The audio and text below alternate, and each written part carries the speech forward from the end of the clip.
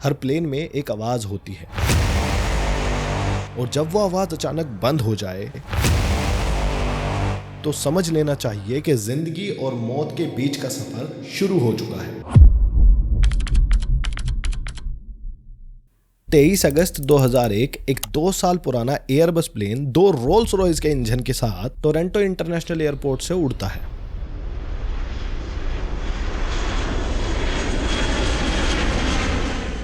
इस फ्लाइट का नाम था एयर ट्रांसेट 236। कॉकपिट के अंदर एक 38 साल के एक्सपीरियंस कैप्टन रॉबर्ट बैठे हुए थे और उनकी मदद के लिए को पायलट डीआर मौजूद थे। फ्लाइट बिल्कुल नॉर्मली टेक ऑफ करती है, सब कुछ नॉर्मल दिख रहा था और कैप्टन अपनी फ्लाइट को ऑटो पायलट मोड पे लगाकर लिस्बन की तरफ सेट कर देते हैं, जैसा एक नॉर्मल लॉन्ग फ्लाइट में होता है। लगभग 4 घंटे उड़ने के बाद वो प्लेन अटलांटिक ओशन के ऊपर पहुंच चुका था। कॉकपिट के अंदर लाइटें डिम थी, ज्यादातर पैसेंजर आराम से सो रहे थे, बिल्कुल शांत माहौल था। हल्की सी हंसी मजाक चल रही थी और तभी ई कैम स्क्रीन पर एक वार्निंग आती है, engine two low oil temperature, high oil pressure. अब कैप्टन इस सिचुएशन को देखते ही तुरंत अपने मेंटेनेंस स्टाफ से कनेक्ट करते हैं और उधर से उन्हें रिप्लाई आता है कि हमें सब कुछ नॉर्मल दिखाई दे रहा है और यहाँ पे कोई बड़ी चीज नहीं हो रही, शायद ये एक सिस्टम ग्लिच हो सकता है, क्योंकि उनके एंड पे सब नॉर्मल ही दिख रहा था। इसलिए क्रू ज्यादा परेशान नहीं होता है और इसको बिल्कुल इग्नोर कर देता है। प्लेन के अंदर एक एक्स्ट्रा फ्यूल टैंक होता है और जब भी फ्यूल की कमी पड़ती है वहां से ऑटोमेटिकली फ्यूल फिल हो जाता है। थोड़ा समझते हैं ये काम कैसे करता है। देखो, ये है एयरबस A33। इसके विंग में अलग अलग फ्यूल टैंक होते हैं। लेफ्ट टैंक लेफ्ट इंजन को फ्यूल देता है और राइट टैंक राइट इंजन को फ्यूल देता है। इसके अलावा इसकी एक टेल में ट्रिम टैंक होता है जो इमरजेंसी के वक्त एक्स्ट्रा फ्यूलिंग भरने के काम आता है। तो जब फ्यूल खत्म हो रहा था, यही टैंक बार बार राइट विंग को फ्यूल भेज रहा था और इसी रीजन की वजह से वो वार्निंग इग्नोर की गई, क्योंकि उन्हें लगा कि हमारे पास तो बहुत एक्स्ट्रा फ्यूल है। अब जरा सोच के देखिए, आप 35,000 फीट की ऊंचाई पर उड़ रहे हैं, आपके टैंक के अंदर कुछ ही किलोमीटर का फ्यूल बचा है और आप बैठ के गप्पे लड़ा रहे हैं, वो भी 306 पैसेंजर के साथ।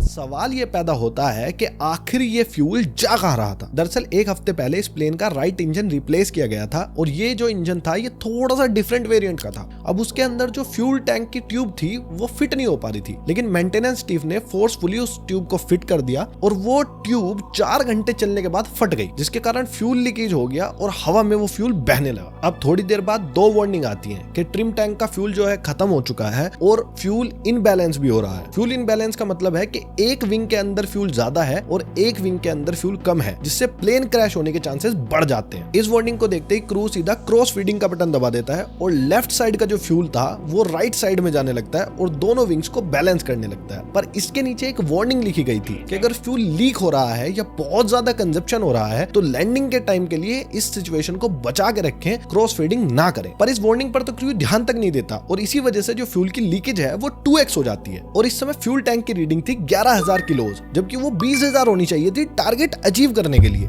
अभी थोड़ी ही देर हुई थी कि राइट साइड का इंजन बंद हो जाता है और उसके 1 मिनट बाद लेफ्ट साइड का इंजन भी बंद हो जाता है। अब प्लेन के अंदर बिल्कुल भी फ्यूल नहीं बचा था और एयरक्राफ्ट की ज्यादातर लाइटें बंद हो चुकी थी। इसी इमरजेंसी में captain turn RAM air turbine deploy करते हैं, जो एक छोटा सा विंड टरबाइन की तरह काम करता है, इलेक्ट्रिसिटी जनरेट करता है हवा के प्रेशर से। इसके चलते कैबिन का कुछ सिस्टम और कुछ लिमिटेड लाइटें ऑन हो जाती हैं। अब कैप्टन अपने नियरेस्ट एयरपोर्ट से बात करते हैं कि मुझे एक इमरजेंसी लैंडिंग करनी है क्योंकि हमारे पास बिल्कुल फ्यूल नहीं बचा, और वो इनको परमिशन दे देते हैं इमरजेंसी लैंडिंग की। पर अभी बहुत बड़ी प्रॉब्लम बाकी थी। दरअसल प्लेन का जो लैंडिंग गियर होता है वो 350 किलोमीटर प्रति घंटे की रफ्तार से जब प्लेन नीचे आ जाता है तभी खुल पाता है। ये कोई बड़ी समस्या नहीं है, प्लेन को ग्लाइड करके इस स्पीड को कम किया जा सकता है। पर इससे बड़ी समस्या ये थी कि प्लेन के पास कोई एक्स्ट्रा फ्यूल नहीं था ताकि हम लैंडिंग गियर्स खोल सके। वो बस उस टरबाइन पे ही निर्भर थे जिससे इलेक्ट्रिसिटी मिल पा रही थी, और वो इलेक्ट्रिसिटी जनरेट करने के लिए प्लेन को 250 किलोमीटर प्रति घंटे की रफ्तार से चलना ही होगा। मतलब आपके पास 2 सिचुएशन है, आपको 350 किलोमीटर से नीचे चलना है और 250 किलोमीटर से ऊपर चलना है,